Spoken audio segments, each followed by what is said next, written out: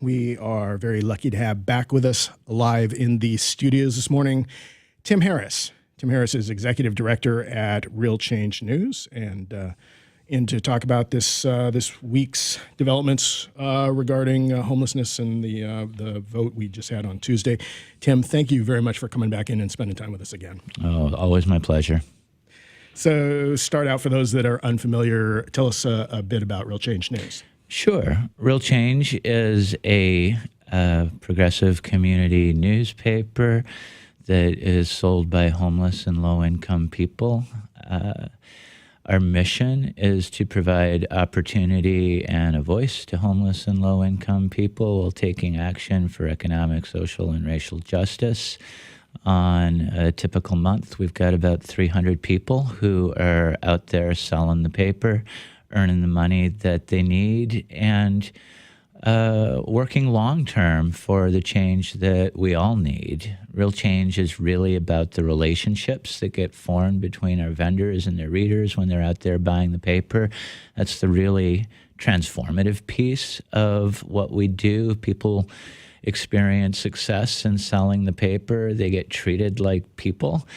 They build relationships with people that buy the paper, and those relationships wind up changing perceptions of who homeless folks are on both sides of the relationship. And I think that's the most powerful thing that we do. We win all sorts of journalism awards for our reporting within our newsroom.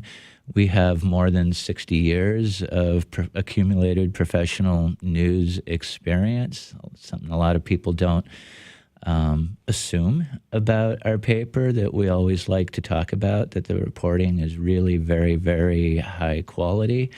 And finally, I would be remiss if I didn't put in a plug for using Venmo to buy the paper. People not having cash with them is one of the biggest barriers to buying the paper from vendors. You can download the Venmo app and you can make your payment to Real Change. There's a tag at real-change. And from there, you just put in the amount you want to pay and your vendor's last name and badge number, and payment goes right through, and your vendor's going to get that the next day. So a lot of people don't know about that. I would encourage everybody to download Venmo, start buying that paper electronically, and tip your vendor. All right. So this last Tuesday, we were all witness to a somewhat amazing event happening at Seattle City Council. Let's call it a spectacle. Okay. Let's call it a spectacle. So can you tell us about that and what led up to it? Sure. Well, I mean, it was a turnaround with dizzying speed. We went from a 9-0 vote and the mayor signing the employee hours tax within 3 weeks to running in the other direction without any real alternatives to meet the crisis that exists out there and the need for immediate and serious action. I don't even know where to begin with this. I think one of the most striking things about this to me was after it happened, when people would talk about it, they would just sort of start stuttering. They would go, what happened? And they would have a hard time getting the words out because it was just a lot to absorb.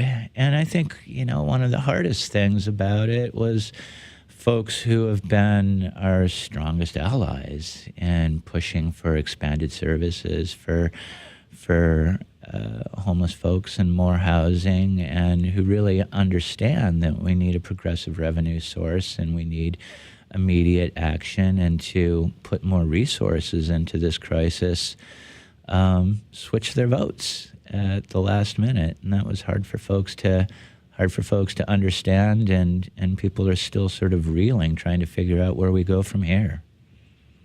Okay, so for context, I believe it was November 2015 when the state of emergency for homelessness was declared by then Mayor Murray. That's right.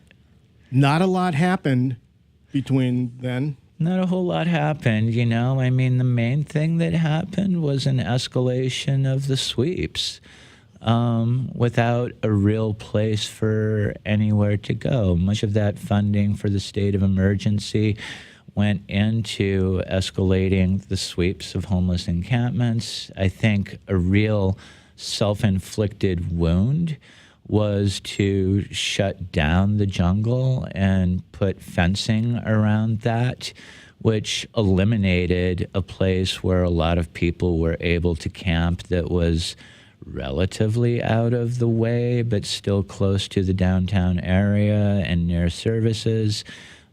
People lived in the jungle for a reason. It was meeting their needs. It had overhead protection from the elements. It wasn't right out on public sidewalks in people's way. And then they went on to fence off a place under the viaduct in Ballard that people were also camping. And this had the effect of dislocating hundreds of people into less suitable locations. You know, the net effect of those sweeps without real options for other places for people to go was to push them into more visible areas. And this, I think, really fed the public perception that we are spending all of this money on homelessness and the problem seems to only be getting worse. There was some expansion of emergency shelter, particularly in the form of some new authorized encampments and tiny houses and things of that nature. But it was really too little to make a dent in the issue, you know? I mean, our basic problem here in Seattle is that rents are going up precipitously. It's been a 47% increase over the last 5 years, I believe, in rents. There's an often cited study that says for every $100 increase in rents on average, you're going to see a 15% increase in homelessness in urban areas. In rural areas, that number goes up to 39%. There was a recent study in California that basically came to the same conclusion. Escalating rents translates directly into escalating rates of homelessness. And what we have going on in this city is that despite increased efficiencies in housing and human services, and they have been able to, there was, I believe, a 30-some% increase in getting people into housing this year over the year prior. But that success is overwhelmed just by the sheer number of people who are being made economically vulnerable through rising rents.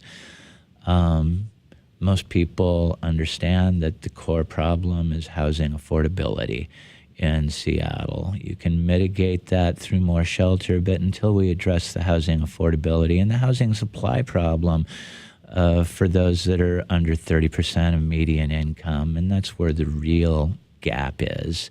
Until we address that, we're going to be continuing to bail water. And we've been seeing in that same period of time that the limited supply of affordable housing for that bracket has been disappearing and being replaced with, you know, high-end buildings. Yeah, that's exactly right. And people are super frustrated. And, you know, I'll tell you, nobody is more frustrated than homeless people. You know, when I've talked to homeless folks about the employee hours tax, what I've encountered is just overwhelming cynicism that anything is going to change. And that cynicism is really well-founded. You know, there's a story that I've been telling when we were at City Hall ringing the gong this year. We rang the gong at City Hall the day that they repealed the employee hours tax. And we rang that gong 6,320 times, once for every unsheltered person who was counted in January 2018 when they went out and did the count between 2 and 5 in the morning. That day, it was 41 degrees outside. It was rainy. There were 6,320 people that were outside. That's more people than were inside in emergency shelter. That was a turning point this year. 52% of the people counted that night as being homeless in King County were unsheltered. They now outnumber the people who were in shelter. So one of our vendors, Susan Russell, came to ring the gong, and she was very emotional about it. She was in tears about it because that number is overwhelming. And she used to be homeless herself. She was out there for 7 years. Most of that time she was living under the Fremont Bridge. And here's a person who was a professional. She was a union mason. She had good work. She had financial security. She got T-boned in a car accident. It made her disabled. She lost her housing. She became homeless. And she talks about how when she was homeless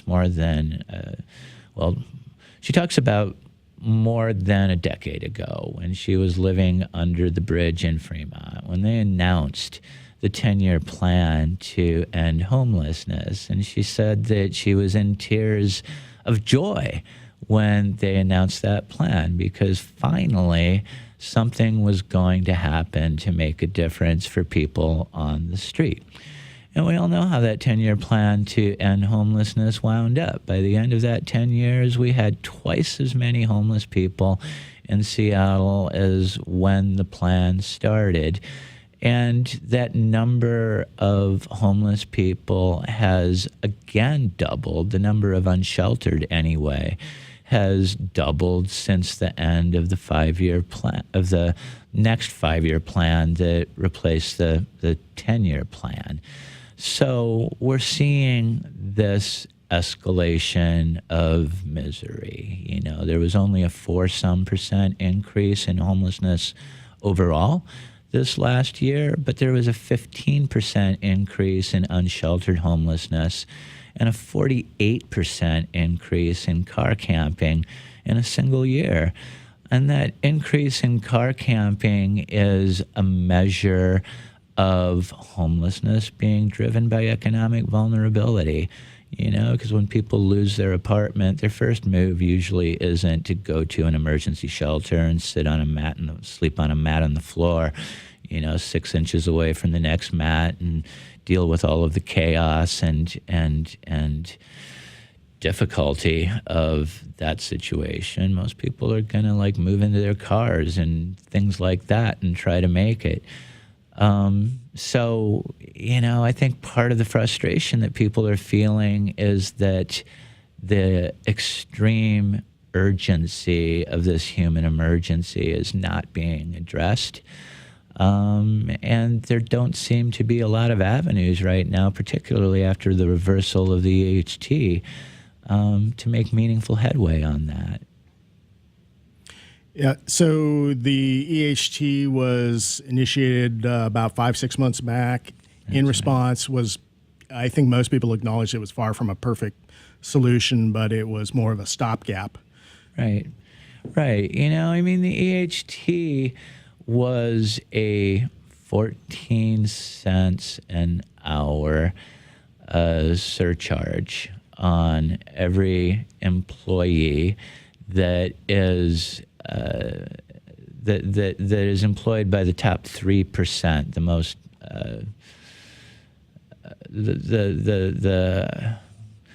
it's the businesses that are making, I think the bar was $20 million a year in revenues or more, and that's the top 3% of Seattle businesses, and it would charge a 14 cents an hour to the surtax. Corporations, not to the employees. Right, to the corporations.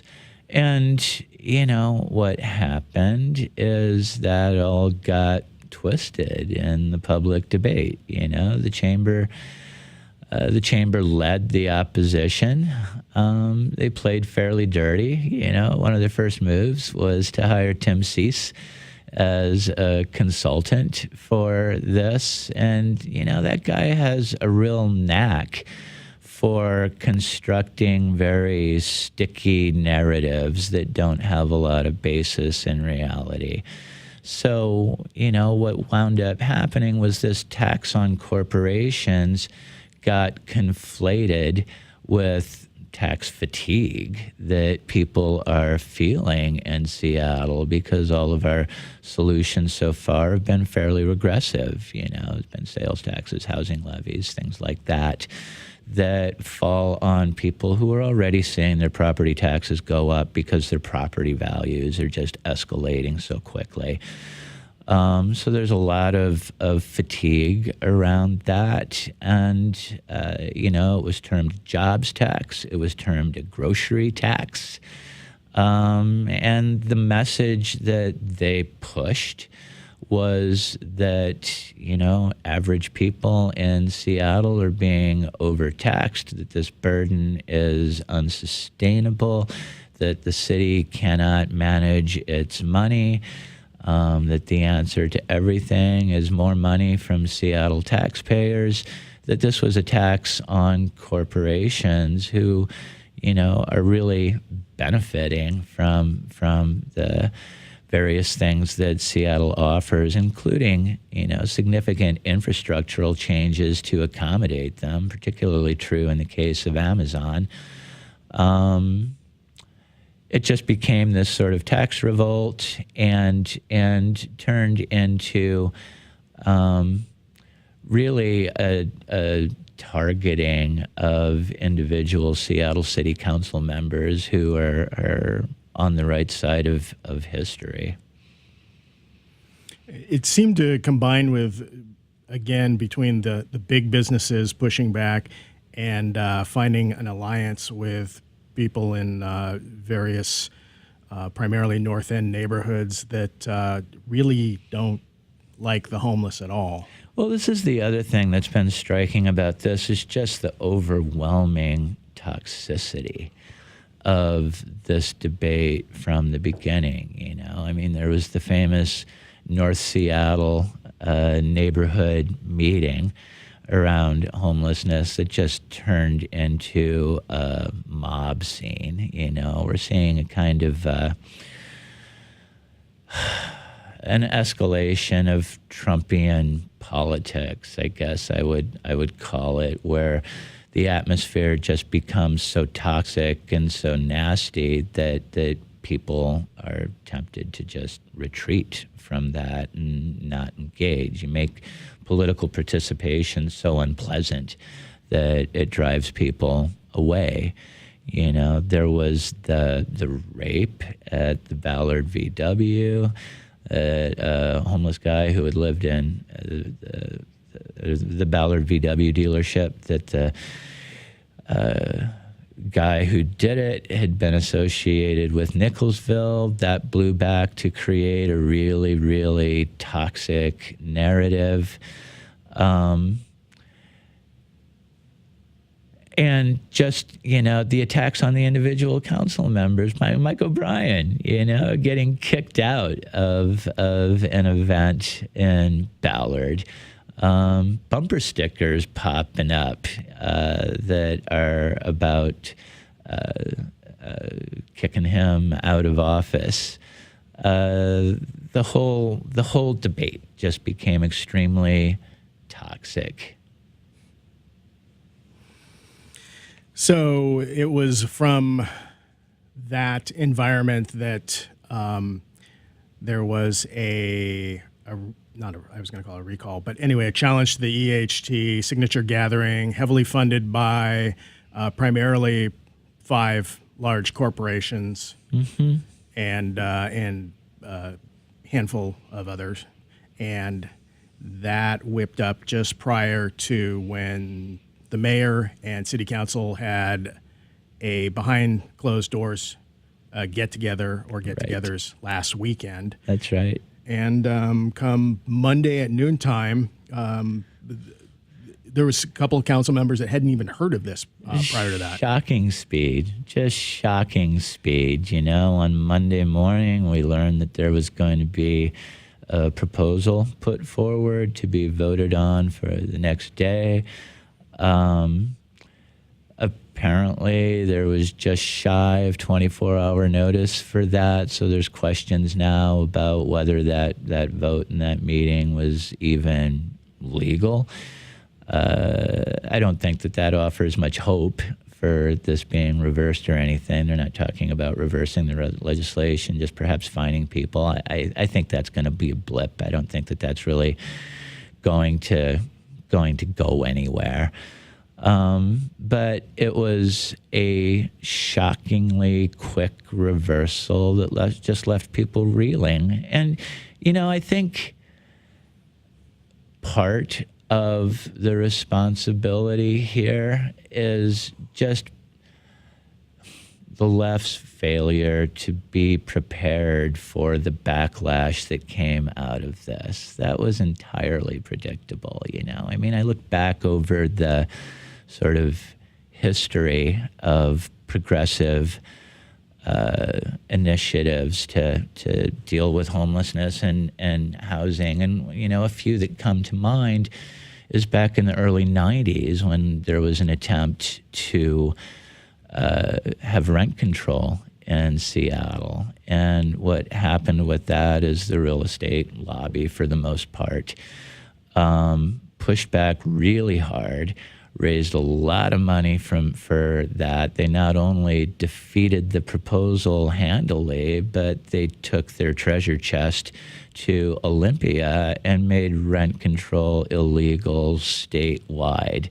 So just the pushback on the rent control was sort of the beginning of it, you know. They took their money and they moved the goalposts on a much more significant level. And I think the writing on the wall that people were seeing with this is here you had an opposition with very, very deep pockets who were not only opposing the legislation, but really targeting the council members who were supporting it. And the threat here was that, you know, they would not only significantly outspend and outmessage the pro-EHT folks, but they would take that to November 2019 and stage a bit of a revolution on the city council to return it to a more moderate, centrist kind of a council that is more explicitly corporate friendly. And that was a very real threat, but also a very predictable one. You know, we knew that they were going to fight dirty. We knew that they were going to use dishonest messaging. We knew that they were going to pour a lot of money into it. And yet, when those things happened, we were caught somewhat flat-footed with our messaging, and it was not resonating with the people of Seattle in the same way as their messaging was, which was very, very calculated. And I think that what people like O'Brien and Herbold were looking at is we're facing a really, really well-funded, nasty campaign that is going to target us politically. And do we have the resources and the messaging and the tight political campaign that we need on our side to prevail on this? And I think they made a calculation and decided that the answer was no. And I think that that's kind of on us, you know, that's kind of on us. We were unprepared for that. And, you know, I think that when you're going to challenge power in a way that is this significant, you know, I mean, what was really at stake here was not only Amazon's whole model of tax evasion, you know, I mean, let's say it plainly. Amazon is their business model is tax evasion. And if we were to pass that here in Seattle, they would be threatened everywhere. That's the slippery slope for them. And they've got pretty much unlimited resources, and they're going to fight it. They're going to fight it tooth and nail. And more fundamentally, what's at stake is, what George Howland has termed, I'll give him a nod here, what George Howland has termed the Seattle Way, which is the idea that you create a corporate and business-friendly environment here that is going to grow the tax base. We'll be able to generously fund human services through that, and we'll all get along. And this was a real challenge to that, To me, it was the most exciting thing about it, frankly, that we were finally going to break from the Seattle Way, and we had a vote from the mayor and 9 members of the city council to go in that direction. I don't think people anticipated what a profound maneuver that was and what kind of a threat that offered to the establishment and how hard they were going to fight back. And it was all, again, entirely predictable. Your column this week in Real Change News, you touched on that, how many billionaires now live amongst us, walk amongst us. Yeah, and the escalation of billionaires. When I looked up Seattle billionaires on Google in 2012, there were 8 billionaires living in Washington State. In 2015, that had gone up to 12, and now there's 14. There might be 15, whether or not you count Oprah's new digs on Orcas Island. Washington State is a tax haven for the uber rich, and they are, they are here for a reason. It's not the stunning natural environment that's attracting them. It is that Washington State is a place where they're going to be lightly taxed, and they're going to defend that. Which, makes solutions like a state income tax more daunting. Yeah, and it really puts a counterspin to the notion that people who are critical of the homeless and the growing numbers here say, well, it's known nationwide as Freatle, but perhaps that's true. It's just amongst the millionaires and billionaires that rings truer.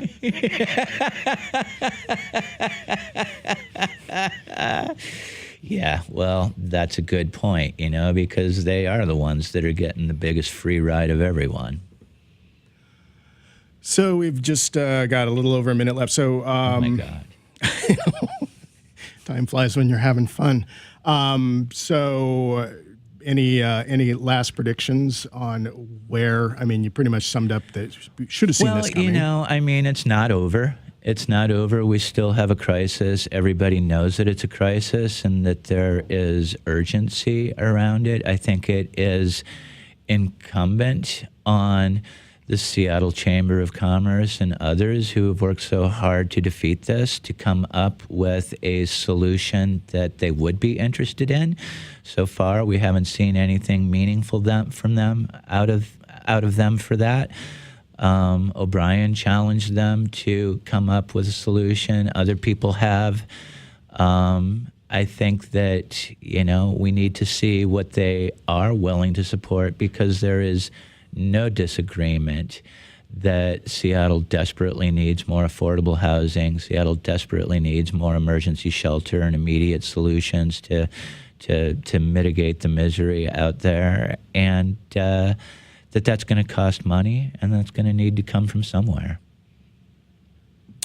We're talking with Tim Harris. He is Executive Director of Real Change News. Where can people find Real Change News again? Real Change is sold throughout Seattle and at the more bourgeois grocery stores on the east side. And look for our vendors. They have bright yellow vests that say Real Change on them. We've got logos of our union supporters. They're easy to find, and they love talking to you. And you also have a website. We also have a website. Oh, yeah, realchangenews.org. All right. With that, we are unfortunately out of time. I want to thank you very much for coming in and spending time with us again.